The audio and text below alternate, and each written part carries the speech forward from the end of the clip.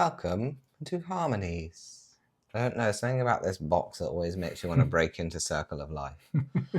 We're Luke and Alex from Love Board Games, and this is our review for Harmonies, which won People's Choice Award at UKGE this year. Was that right? Yeah.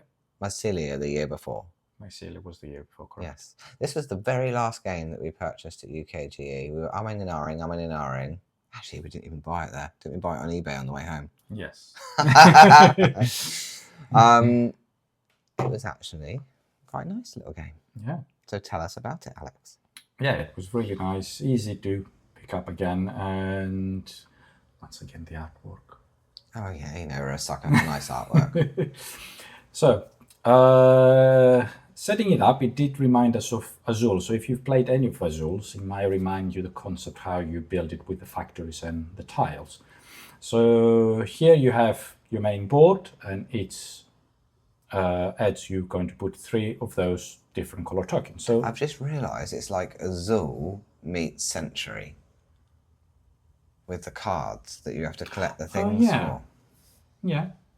There we go. Light bulb moment.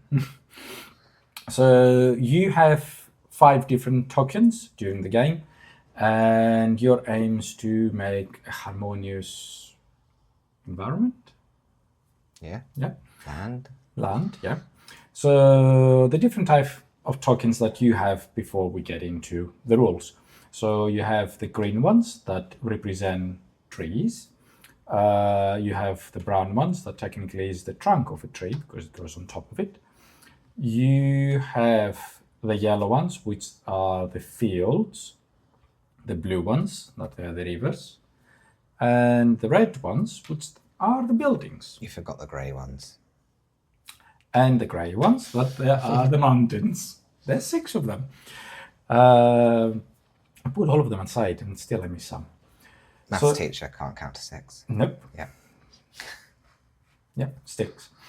So those are the 6 different types of tiles you collect, and you can stack them up depending on specific rules. So as we said, to make the most harmonious, then no, like we said earlier. Harmonious land? Land, yes. Landscape. Landscape, yes. Ooh. We're landscaping. So on your turn, you're going to collect all 3 of the tiles that you have in each of those stations. So let's say we collect all of those, and you have to place all of them somewhere on your board. As I said, where to place them depends how you're going to score points at the end. There is strategy here. Yes, so don't just spread them anywhere. So for example, the fields would like to be with other fields, but maximum of 2. You can have as many fields as you want, but you do not score more than the original 5 points. So 2 fields will score you 5 points. For the third one, still 5, still 5. So it is better to have fields of 2. Separately, exactly. Yeah. So that's how the fields. The trunks, the brown ones, don't score you anything unless if they are capped with a green. So the green, no trunk, so it's a bush, I'm guessing. So that will give you 1 point. If it's on a little tree, that's 3 points. And if it's on a taller tree, that will be 7 points. So you can keep stacking them up. But nothing goes on top of the green. So the moment you place 1 green, you're done. You cannot then snack another one underneath. No. The mountains like to be in cluster mountain ranges. So 1 lonely will not give you, well, no, 1 will give you 1 point. No, nothing. 1 by itself will give you nothing. Mm-hmm. If it is connected by another one, that's when they give you 1 point. And then the mountains like to be tall, so they can stack on each other. Mm-hmm. And so a tall mountain of 3 will give you 7 points. And then we have the buildings. The buildings can stay by themselves, or they can go up with different, so they can go on top of mountains, they can go on top, so they can be stone houses, wooden houses, or they can be, I think that's it. Oh, no, on top of another red. There you go, 3 different ones. So the houses can be stuck like that, or like I that. don't think I realised that when we played it. That the houses can be stuck. Yeah. Oh, Yeah. you didn't have any, I think. Possibly why I didn't realise. Yeah, I think I had quite a few. So yes, the houses have to be stuck up, and they score with what colors they have around them. They need different kind of colors. So they count. So if I have a house here, they need 3 different ones. So in this case, it doesn't score. Now it will score because it has A minimum of 3 a different minimum ones. of 3 different ones around it. Finally, you have the rivers. But the rivers like to flow in a straight line. So you score depending on how many linked tiles you have in a straight line. It's not a straight line, is it? Not a straight, well, not a Connected straight line. in a line. In a line. In a line, maths teacher said. If it branches though, you will score. You need to name a start and an end, and ideally you want the longest, and that's what you're going to score. Yeah, so so it will you not lose score the the other branch. bits. Yes. Yeah.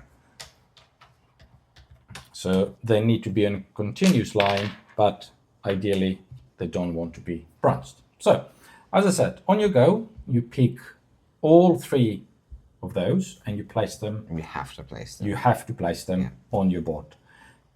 That's the mandatory action. A voluntary action is that you can pick one of those cards that you have here. So the cards give you different combinations, you can see on the bottom, of how they want tiles to be, and so they can score points. So technically, so they can house animals. So if I am to take this one, and you place it here, so if at any point during the game I have the 2 yellows and a building, I can place an animal. So those little cubes are the animals. So the moment you take the card, you place all 3. That means you can have maximum of 3 geckos. How did I not realise that either? Realize what? That we're collecting animals. I didn't even see those animals. Yeah. So place 1 there. The moment there There's is a gecko on your roof. yes, exactly. Brilliant. The moment there is a gecko on your roof, you cannot place another gecko there. So even if you end up with that combination, which still is the same, you're not allowed to use that because that has been used already. Yeah, that stops it. Yes, so you need to build an extra, completely new combination to place the second gecko. And the same goes with all the other ones. So other cards, so here you have, is that a mouse? Yeah. Field mouse. So that kind of combination. And you can make those combinations as many times as you want, or you can, so you can score the points. And actually that's how you get most of the points. Maybe that's how I won, because I got those points, because they give you 16, 17 and plus points. Alex finally won a game. Yes, finally, it was my first one. So yeah, that it is. It goes around in turns until someone has only 2 left spaces left, and that's when the end of the game is triggered, and everyone else gets 1 more go until the first player, which I found really, really clever. Every game has a really weird token that is the first player token that we always forget. This one, the board actually points at the first player, so you will never forget. Oh. You did not notice that either. No. It was pointing at Sarah. So you know who is going to be the first player. So you go around until you reach that player. That player doesn't get another go. Okay. So that is Harmonies. It's simple. It's quick. It is quick. What's it say for game time on here? 30 minutes. Yeah. Yeah. It was something like that. Age 10 plus? Yeah, I don't. Yeah. Yeah, because of the strategy. 1 to 4 players. Yeah. And it comes with a variation. So you can have a different board from the other side. So it's a smaller, so that means a bit harder. And it comes with extra cards that you can add to the deck that make it even more challenging. So yes, the game has some levels if you think, oh, I've done it enough times, I don't know what else to do with it. But it does have extra levels that you can add later on as you keep playing. I could see this being a very mainstream game. like the kind of thing you would pick up in a generic toy store or like John Lewis or something. Like it's quite a, it would sit nicely on a shelf in a mainstream environment, I think. Yeah, I think it will. Because it's easy to play, it's kind of fun, it's got a little bit of strategy. It is very much like a mix between Century and Azul. Yeah. Yeah. Yeah, because again, you collect the cards to give you powers. Yeah. So something like that here, because you need the combinations of spices. Yeah, it's very similar. Yeah. And the Azul because of how the tiles are collected. And the pieces are quite nice. Yeah, nice. Proper little wooden pieces. And they have the different patterns on there. Yeah. It's really nice. Yeah, quite like this one. And I actually wasn't that keen on buying it. No, I didn't vote for it, to be fair. What do we vote for, Australis? You voted Australis, I voted Pergola. Which we also like both of those. Yes. Yeah, it's in a similar category, which makes sense because they were all in the same voting category. Yeah. But yeah, it's a nice game. Yeah, it was. Out of 10? 4 out of 5. Sorry. Oh my God. I give it a 4 out of 5. Yeah, I was going to say 4 as well. Okay, that's a firm 4, folks. Yes, finally agreed. Right. Harmonies, everybody. It's the circle of life. Bye. Bye. Don't forget to subscribe at loveboardgames.co.uk for our online board game borrowing service, where we deliver board games straight to your door. You can borrow between 2 and 6 board games a month, and Simon is going to send you a pack of sweets.